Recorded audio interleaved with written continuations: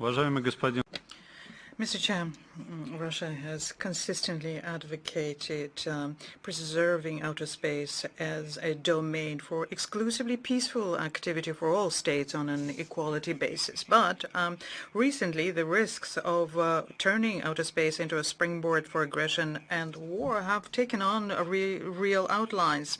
The course by the United States and a number of Western states to place weapons in outer space, the increasing of the potential of exerting of force against space objects and using outer space for combat operations continues undermining international peace and security.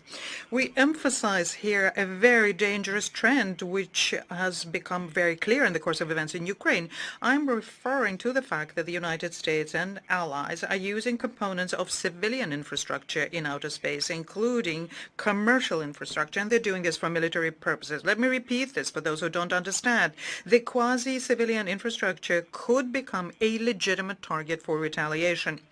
As a result of reckless actions by Western states, where there is now an unjustified risk over the sustainability of peaceful outer space activities, as well as many socioeconomic processes on Earth, which affect the well-being of people, first and foremost in developing countries. As a minimum, such a provocative use being made of civilian satellites gives rise to questions within the context of the Outer Space Treaty. The treaty provides for exclusively peaceful use being made of it, and this is something that should be most strongly condemned by international community.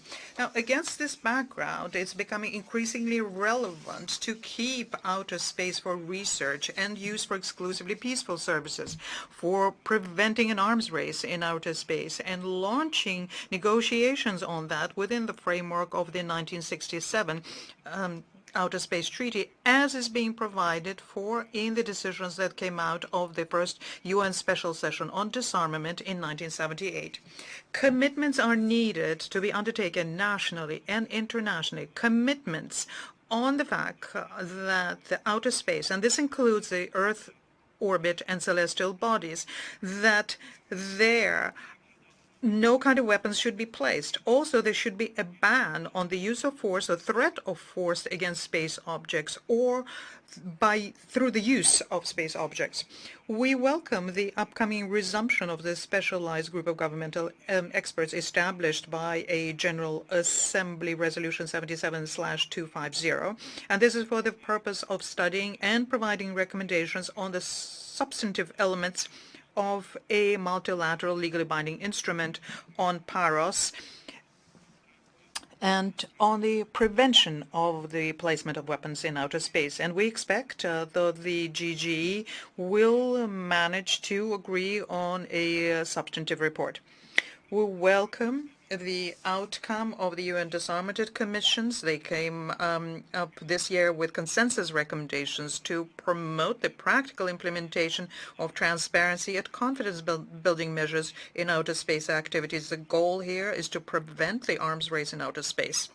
The only effective TCBM is so as to prevent the placement of weapons in outer space is and remains the international initiative or political commitment for no first placement of weapons in outer space.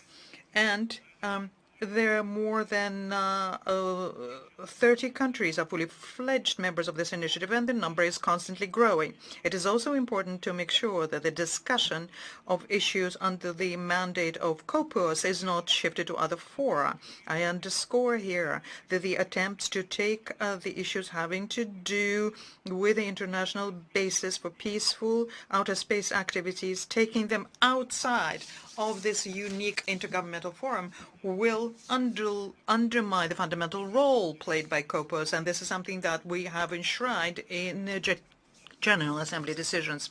Mr. Chairman, the Russian Federation submits to the First Committee for its consideration the draft UN General Assembly resolutions on no first placement of weapons in outer space, transparency and confidence-building measures in outer space activities, and further practical measures for the prevention of an arms race in outer space.